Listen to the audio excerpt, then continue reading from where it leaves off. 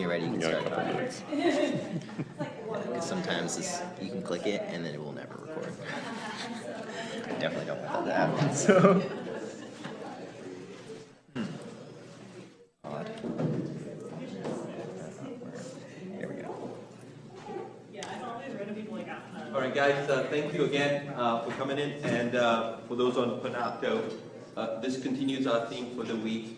I'll just emphasize again that next week will be in the arrhythmia week, and Dr. Barati will be here with her little pediatric part. So I'll send out an announcement about that. It's very nice experience. Last year everybody was raving about it, and then we have one more case next week, and then there's a formative on Friday, which you all know about.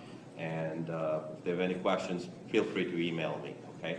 And it's my pleasure to have Dr. Betlej to talk about something that's really personal to him now, ischemic heart disease. Become personal, yeah. Usually I'm here in August to do the introduction to general pathology and talk about cell injury and necrosis and apoptosis. But I was busy having my own little ischemic event. So the day that I was supposed to come lecture, I ended up in the emergency room at our hospital with an MI. So during this lecture, I'll have some new insights into ischemic heart disease that I could share with you.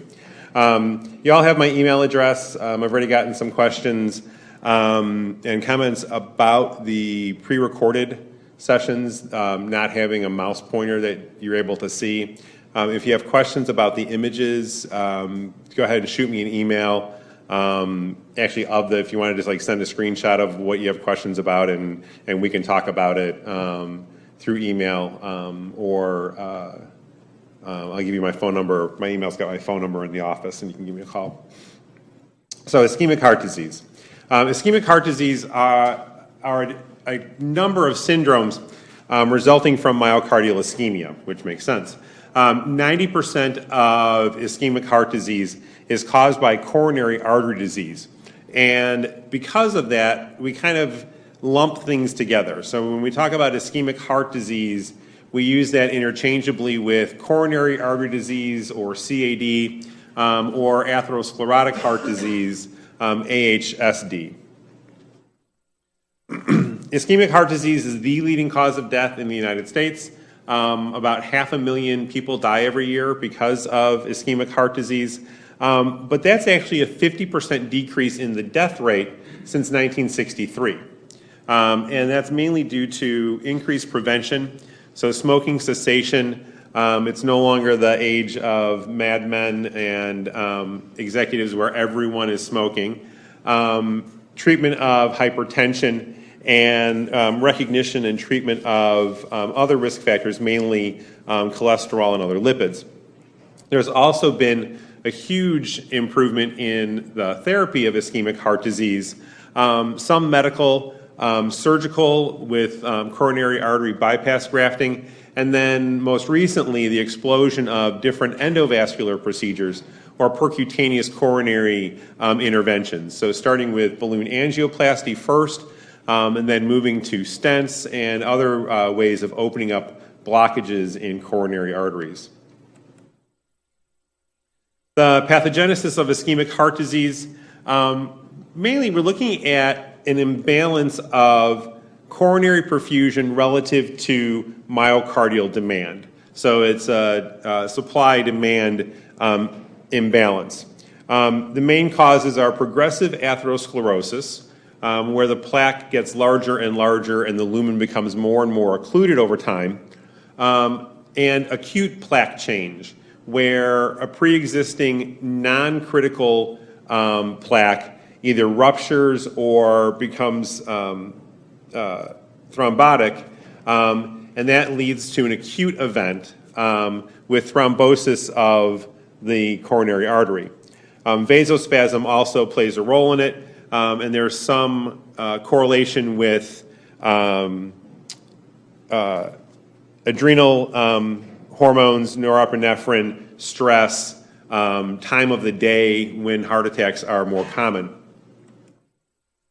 Like we said, ischemic heart disease is imbalance between supply and demand for oxygen and nutrients. We need to remember the difference between ischemia and hypoxia. So ischemia is lack of blood flow. So not only are the cells downstream of that blockage robbed of oxygen supply, their metabolites also aren't washed out. So oxygen content in the tissue goes down, carbon dioxide content goes up, glucose is not delivered to those cells. And in that first lectures, there's an example of reversible cell injury and irreversible cell injury related to ischemia, or blockage of an artery. Hypoxemia, on the other hand, is a decrease in oxygen content of the blood. So the blood volume flowing into the tissue is the same, but the oxygen content is decreased. And that could be because of lung disease, could be because of carbon dioxide or carbon monoxide poisoning. Blood is still flowing, oxygen content is decreased, so the cells are seeing less oxygen, but they're still getting their other nutrients, and the waste products are still washed out. So relatively, hypoxemia is not as bad as ischemia. Causes of ischemia: reduced coronary artery blood flow due to atherosclerotic narrowing. We can also see coronary emboli, so small pieces of thrombus breaking off and lodging within smaller vessels in the coronary system. That could be due to vegetations on valves on the left side of the heart. Could be due to a ruptured plaque sending off lipid material downstream. The vessels within the myocardium, the intramuscular vessels, are rarely involved with atherosclerosis. We're usually talking about the epicardial vessels with atherosclerosis, but they can be involved in small vessel disease. In patients who are in shock, where there's decreased perfusion of tissues, that can aggravate ischemic heart disease, and as can increase demand. So the difference between a person at rest versus a person exercising and the demands on the myocardium. Hypertrophic heart needs more supply. It's kind of inefficient. So in hypertensive patients with long-standing left ventricular hypertrophy, that muscle is less efficient at producing force. Lowered systolic blood pressure, like in shock or hypoxemia. So if there is a blockage and the patient's asymptomatic at rest, they might become symptomatic if they're forced to exercise or walk up these stairs, or if their blood pressure is decreased because of something else, or if they're in shock because of hemorrhage or sepsis. The clinical syndromes that we put together in ischemic heart disease, there's 4 of them. So angina pectoris, the acute coronary syndromes, which now include unstable angina and myocardial infarction, chronic ischemic heart disease, and sudden cardiac death. And when we look at this schematic here on the right, up at the top is a normal artery, nice thin intima, no plaque. Here is the next one down. With atherosclerosis, we see this large atherosclerotic plaque, eccentric, decreasing the cross-sectional area of the lumen. And this type of occlusion, this kind of stable plaque, is when we might see typical angina. So patients are fine at rest. They have to go for a walk or walk upstairs, and they start getting chest pain. But when they sit down and rest and the demands on the heart decrease, the pain goes away. It's a transient type of ischemic event. If this plaque were to rupture and we would get thrombus formed on it, either partially occluding the vessel or completely occluding the vessel, this is when we start seeing unstable angina or progressive angina. So patients getting chest pain at rest. And that might lead to myocardial infarction, where part of the heart actually dies. if this vessel, this plaque doesn't rupture and just keeps getting bigger and bigger and the lumen getting smaller and smaller, this chronic ischemia over time can lead to chronic ischemic heart disease, which is kind of a type of heart failure. And then in all of these situations, there's a risk for sudden cardiac death, where the first presentation of coronary artery disease is death. We're going to look at each of those in turn. So first, angina pectoris literally means chest pain. Simple enough. Angina pectoris is described in various ways. Most of the time, people talk about it being constricting or squeezing, kind of a precordial in front of the heart or substernal, or choking or knife-like. Personally, about a month ago, I was getting done with my workout at the gym and started feeling this little bit of tightness in my chest that I thought was just from exercising, and that if I stretched, it might feel better. And I'm like poking, I'm like, oh, is it muscular? Is that tender? Finished my workout and it went away. So everything was good. Took a shower, got dressed, started driving into the hospital. And the gym that I work out at is owned by our hospital. So it's about a 15-minute drive from the gym to the hospital. About halfway there, the pain came back and didn't go away. Even kind of stretching in the car and trying to do stuff. And then it went up to my shoulder. And then I thought a word that I can't say in lecture because I figured out what it was. And so I was a bad doctor, and instead of stopping and calling an ambulance, drove the rest of the way to the hospital myself, and parked right outside the emergency room door in doctor's parking, made sure I got my badge, walked in and said, I'm having chest pain. So for me, my chest pain was kind of this tightness, constricting feeling that then went to my shoulder, and that's kind of classic. Men have much more commonly have classic angina pectoris, where it's chest pain that's then going either to the left jaw or down the left arm. Women, the elderly, and diabetics are more likely to have atypical presentations of chest pain, going to the right, minimal chest pain, no chest pain at all during ischemic events.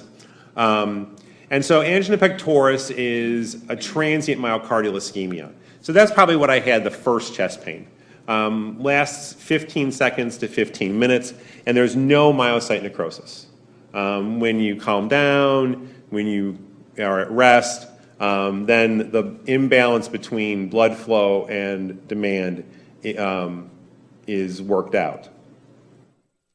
So that's stable or typical angina.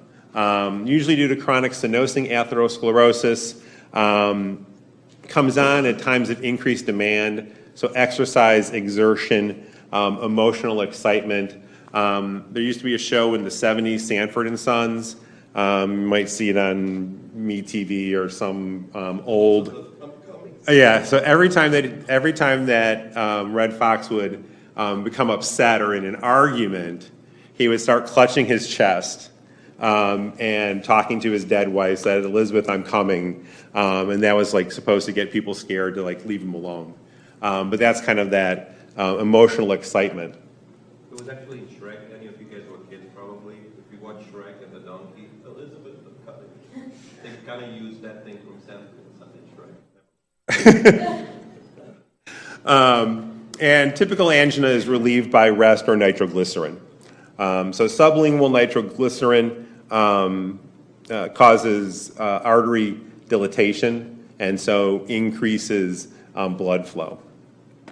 A couple other patterns of angina. There's Prinzmetal or variant angina. It's uncommon. It's due to coronary artery vasospasm, not generally atherosclerosis. It's associated with cocaine or amphetamine use.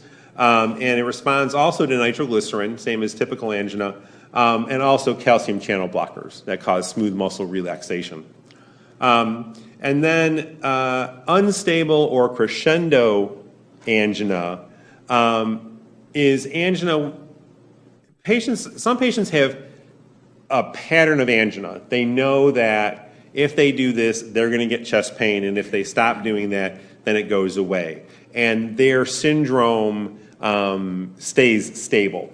Unstable angina, or crescendo, it's called crescendo because patients are seeing their chest pain at increased frequency, it lasts longer, and it comes on at rest.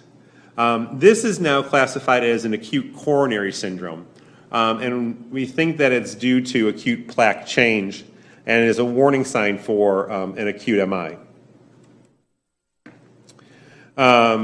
The acute coronary syndromes are initiated by unpredictable and abrupt conversion of a stable plaque to an unstable thrombotic lesion. Plaque disruption or acute plaque change can lead to a syndrome of unstable angina, acute myocardial infarction, or even sudden cardiac death. So here's two images of complicated plaques. So here's a blood vessel, here's the narrowed lumen, here's the eccentric plaque. There's actually some calcification down in the wall here on the bottom. And there's an area where that fibrous cap was ruptured, and the goopy lipid core isn't there anymore. So basically it's like a zit got popped. So that stuff, that lipid material, flows downstream and can become emboli in smaller vessels. Once this material is exposed to the bloodstream, it's very thrombotic. So normal endothelium, blood doesn't clot on it, but if you expose the underlying tissues, that is very thrombotic, promotes coagulation and platelet aggregation. That's how we stop bleeding if we cut ourselves. When the blood reaches the tissue factor activates the platelets and starts coagulation. So that thrombus formation here in the area of rupture can propagate and occlude the whole vessel. So this is coronary thrombosis. That blood vessel is completely occluded and blood flow downstream is shut off. So this is an acute ischemic event. Myocardial infarction, MI, heart attack, refers to the actual death of cardiac muscle. Pathogenesis, 90% acute plaque change with thrombosis, leading to complete vessel occlusion. The other 10% of cases, there's other mechanisms, vasospasm, like in Prinzmetal angina, embolic events, mural thrombi, vegetations. Paradoxical emboli are coming from the right side. So in patients with patent foramen ovale or septal defects where there's been a switch in pressures, we can see right-sided emboli, venous emboli, crossing over to the left side. And then small vessel disorders, vasculitis, sickle cell disease, amyloidosis. Very uncommon that we would see MIs because of those, but it's possible. So what happens when myocardium becomes ischemic? So within seconds of the ischemic event, there's the shutdown of oxidative phosphorylation. So ATP production shuts down completely. Within a minute, that leads to loss of contractility. So the segment of the heart that is ischemic stops contracting. If it's a large enough area, that can put the patient into acute heart failure. So if a large segment of the myocardium is no longer contracting, you're going to decrease cardiac output abruptly, and that'll lead to a systolic form of acute heart failure. It also leads to sudden pulmonary edema because the blood's not flowing forward, but you're still getting the venous return. So patients can go into pulmonary congestion acutely. If that ischemic area, if that blockage is not removed within 20 to 30 minutes, we can start seeing irreversible change. And the pattern of necrosis within the myocardium is coagulative necrosis, the most common type of necrosis. And then if we go out past an hour, we're starting to see microvascular injury. So the vessels within the ischemic area become damaged.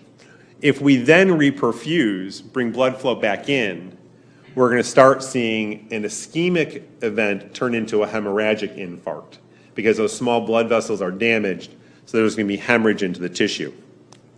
So, in our case, or my case, started getting chest pain. I was at the hospital about 15 minutes later. Walked in, said I had chest pain. They slapped an EKG on me, and I had ST segment elevations in the posterior inferior leads. So my friend who's attending in the ER stood up at the counter, and he said a word that I can't say in lecture, and then called the code, and everyone comes running. And 20 minutes later, I was in the cath lab. So well within the less than an hour goal. So that was all good. The extent and progression of the area of necrosis depends on multiple things. So where the blockage is located, the severity of the blockage, how quickly it occluded. If there's long-standing blockage, then there's time for collateral circulation to form. We also can look at the area of risk, how much of the heart is involved by it, the amount of pre-existing collateral circulation formed around it, and whether there's concomitant vasospasm. We also need to look at the underlying heart itself. What are its metabolic needs? So a hypertrophic heart has higher metabolic needs than a non-hypertrophied heart. Heart rate, the faster that the heart is beating, the more blood it needs. In sinus rhythm versus irregular rhythms, we want to control that, and we want to make sure that we optimize oxygenation. So one of the things that they do as soon as you come in and there's signs of myocardial ischemia is they slap oxygen on you to make sure that you're fully oxygenated. They give you pain meds to kind of calm everything down so that your catecholamines can decrease a little bit. So they hit you with morphine and then fentanyl. They want to control your rhythm and your heart rate, so they give you a beta blocker to slow that down. And they hit you with heparin to stop any clotting that may be going on. And all of that happens in about 3 minutes. The whole emergency room kind of descends on you. So what we see down in the schematic here, when this artery is occluded, the first thing that happens is we see an area of necrosis in the subendocardial area, the area furthest away from the blood vessel. Remember, there's a little line here in the subendocardium that's getting its blood supply from the chamber. So that's still protected. So this zone here, the pale zone, is the area first at risk. And if we don't reopen this occluded blood vessel, over the day, over 24 hours, that whole area, that full thickness, will become necrotic. So hopefully what happened to our patient is that we only had a little area of necrosis in the subendocardial area.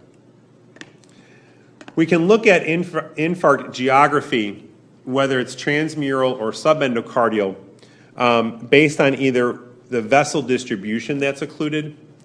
Are most people right coronary dominant or left coronary dominant? Right. And all that means is that branches of the right coronary artery supply the posterior wall. So here, this is kind of weird because they've got the heart flipped a little bit different. So anterior is down. So here, if we occlude the LAD, we're going to see an infarct on the anterior wall and the anterior portion of the interventricular septum.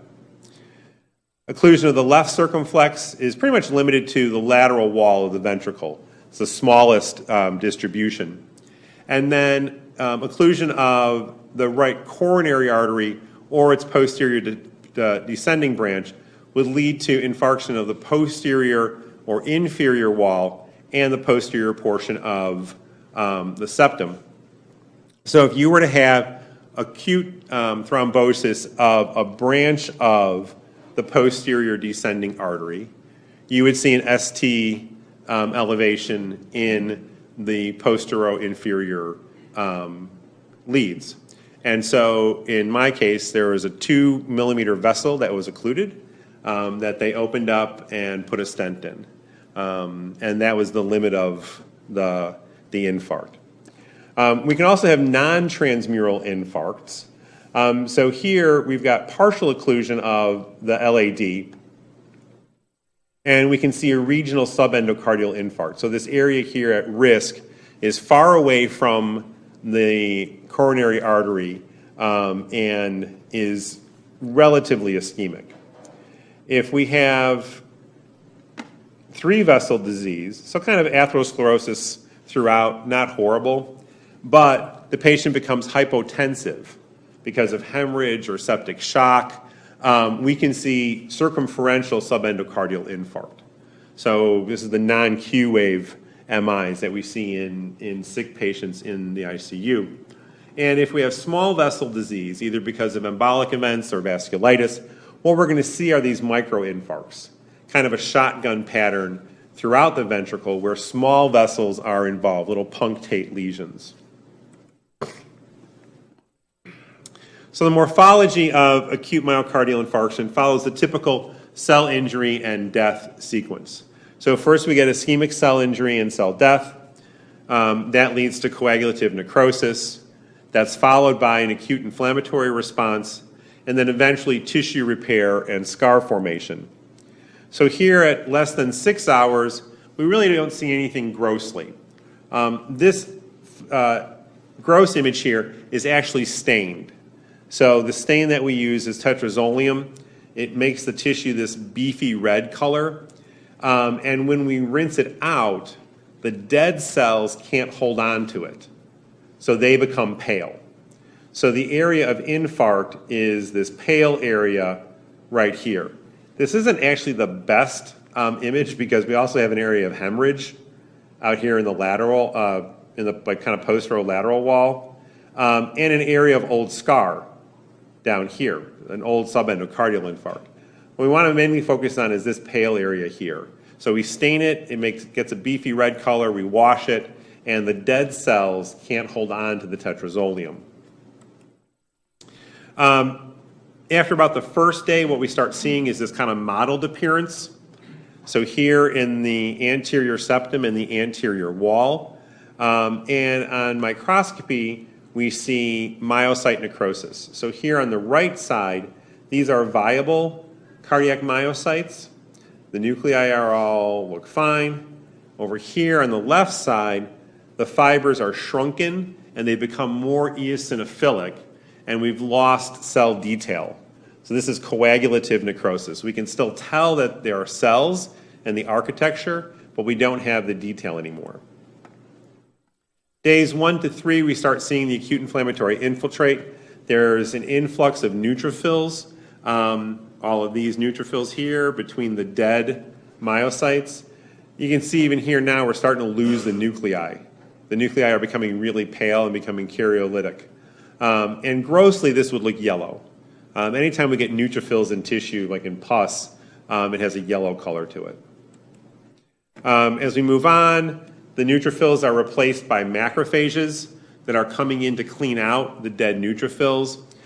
We've got the ingrowth of granulation tissue, those new blood vessels and fibroblasts moving in. And this is the time when the infarcted area becomes the softest because all of the dead cells and connective tissue are removed. So you need to remember that there's post-infarct complications that can occur mainly at this time period when the wall is the softest. And then as we move forward, that granulation tissue starts getting replaced more and more by fibroblasts. This is a Masson trichrome stain. So the collagen is this nice royal blue. So we're getting new collagen laid down by the fibroblasts. We can still see that there's a lot of these small blood vessels from the granulation tissue, but over time we're going to get more and more collagen and regression of those blood vessels. And by 2 months we get a maturing scar. Grossly it would be gray-white like any scar tissue. What we have here is a subendocardial infarct. Here's the chamber. Here's the endocardium. And here we have all of this collagen scar laid down in the subendocardial area, kind of surrounding these myocytes. So what happens if we're able to open up the occluded blood vessel? So immediately, if we can get reperfusion, what we're hoping to do is to prevent true infarction and just kind of reperfuse the ischemic area. So multiple ways that you can do that. Thrombolytic agents, plasminogen activator, angioplasty or percutaneous coronary interventions, or even taking the patient to the operating room for emergent bypass. And the goal is to get that done within 3 to 4 hours. And again, the goal is to salvage ischemic but not yet necrotic myocardium. But that does increase the risk for reperfusion injury. So reperfusion injury occurs in areas that were ischemic. We now open it up, blood's flowing back in, carrying in a lot of oxygen, and that oxygen is then can become the substrate for the formation of oxygen-free radicals. And that spike in oxygen-free radicals in the tissue can cause more tissue damage. The other thing that can happen is a side effect of microvascular injury. So if the tissue has remained ischemic for a long time, the small blood vessels within it are also damaged. And then when we bring blood into those damaged little blood vessels, we can see hemorrhage, endothelial swelling, and that endothelial swelling in those small blood vessels can actually preclude inflow into the tissue. So even though we open up the branch of the coronary artery, those small vessels are so damaged that they're completely clamped down. And even though we've opened the big vessel, we're not going to get blood into the capillaries. And they refer to it as no reflow. So you don't see blood flowing back into the ischemic area. The morphology of reperfusion changes. Remember when we first looked at that freshest infarct, we had a pale area. And so the pale area is because of lack of blood flow, and it's an ischemic infarct. What we see with reperfusion changes is that ischemic infarct has been converted to a hemorrhagic infarct. Because of that small blood vessel damage, when we bring blood back in, it can lead to hemorrhage. So here in the gross picture, this area in the anterior wall and the anterior septum is now dark and hemorrhagic. This is also a tetrazoleum stain because this other tissue is this bright, beefy red color. And microscopically, what we see in reperfusion injury is it's called contraction band necrosis. So it's coagulative necrosis, but it's got these contraction bands. So these kind of darker areas here, going across the myocytes. So when we get a little bit of oxygen back in, the contractile mechanisms can squeeze kind of one last time. And so instead of the myocytes being relaxed and dead in a relaxed position, they're now locked into a contracted position. And so that's contraction band necrosis. And we can see the hemorrhage, the red cells in between the necrotic myocytes. Clinical features and diagnosis of myocardial infarction. Symptoms: chest pain, tachycardia, a weakened pulse, Patients are classically diaphoretic or sweaty. They can be short of breath because of the pulmonary congestion or edema. But about 10 to 15% are completely asymptomatic, never even know that they had a heart attack, mainly in the elderly or diabetics. EKG features new Q waves or ST elevation. The rest of the EKG I'll leave to the cardiologist to talk about.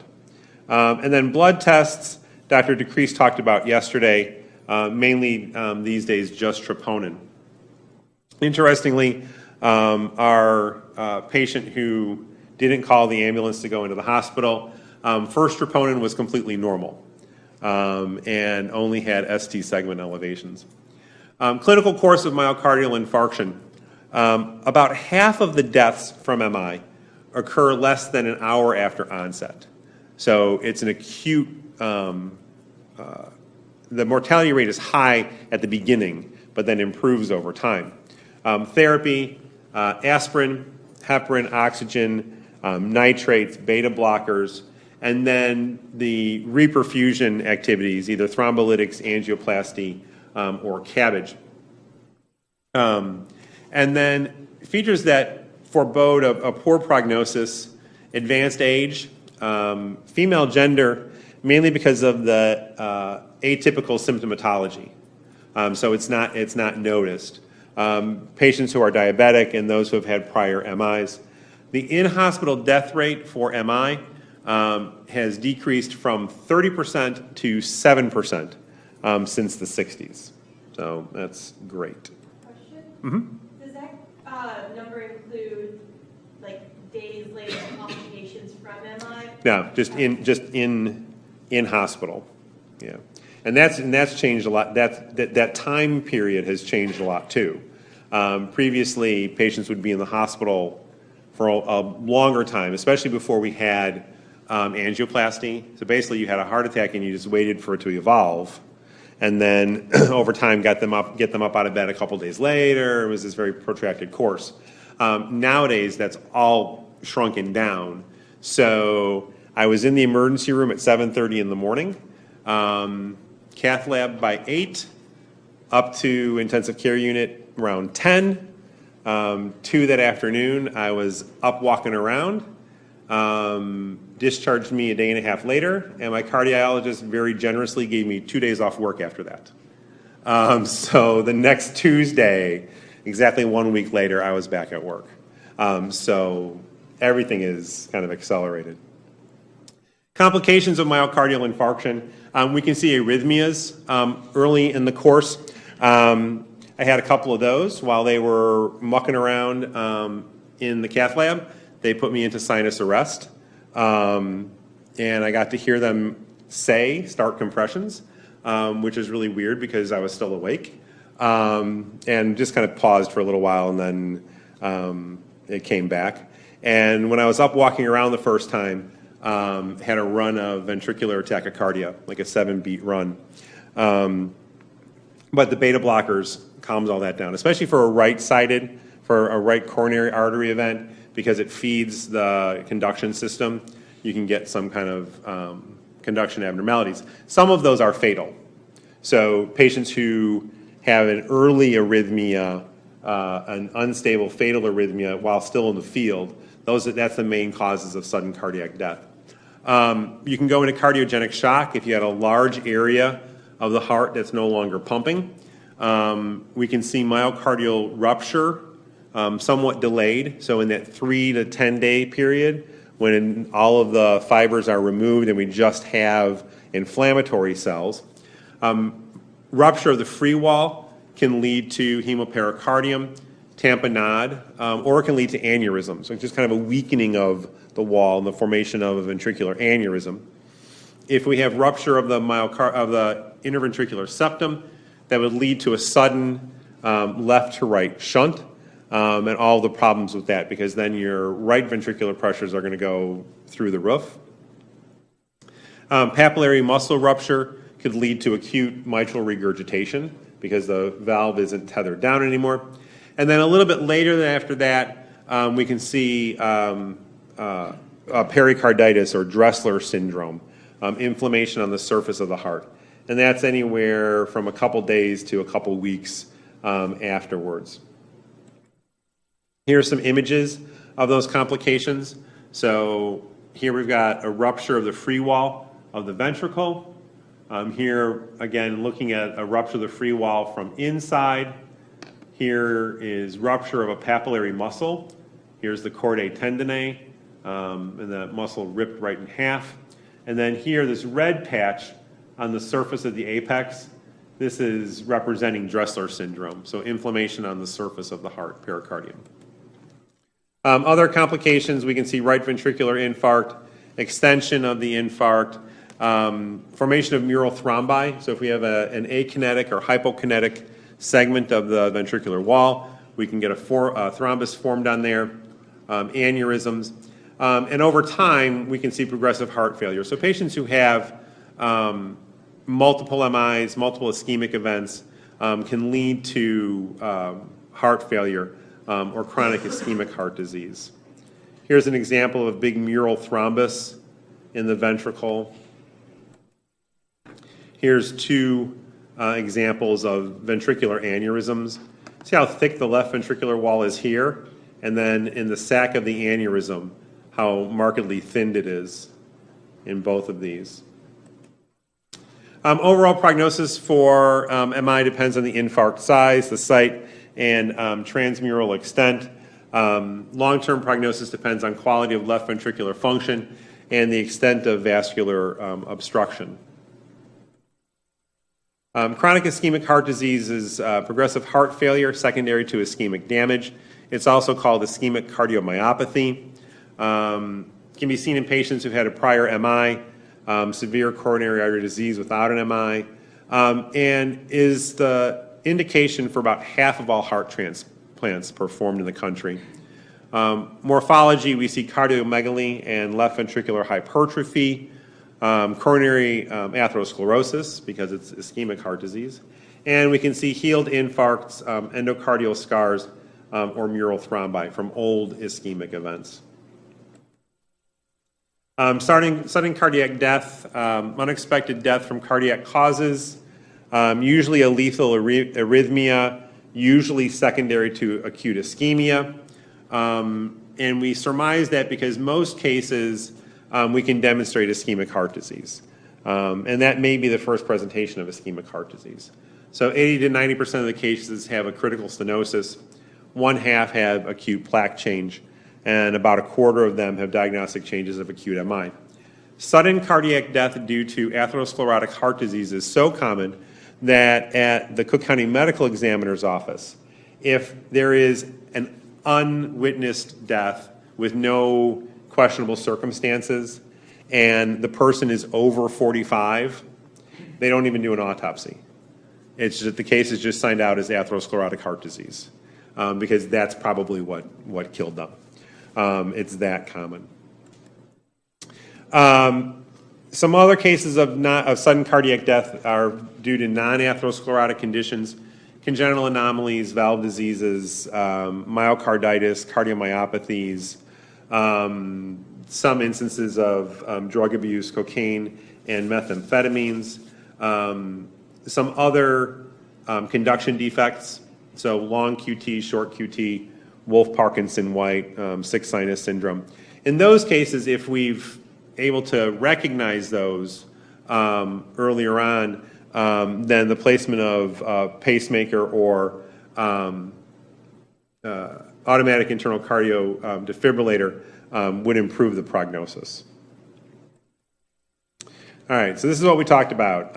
Coronary artery disease, myocardial ischemia, acute coronary syndromes, so acute plaque change, myocardial infarction. Long-term, that might lead to chronic ischemic heart disease and congestive heart failure. And in all of these situations, if there is a sudden change or an arrhythmia, we can see sudden cardiac death. I think that's it for this hour. Yeah. So let's take a break, and then we'll come back and talk about cardiomyopathy and pericardial diseases. And if you have any questions about the other stuff, I'm here and Any questions? Yeah.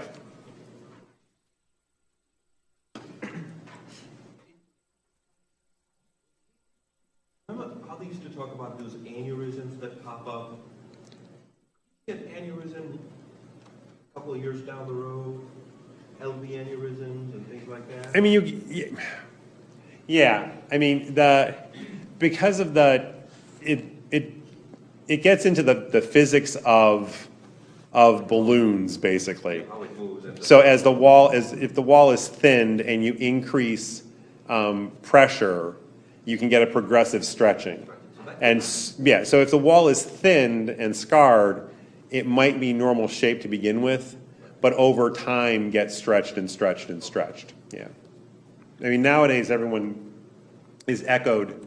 is that good like always? Yeah, multiple.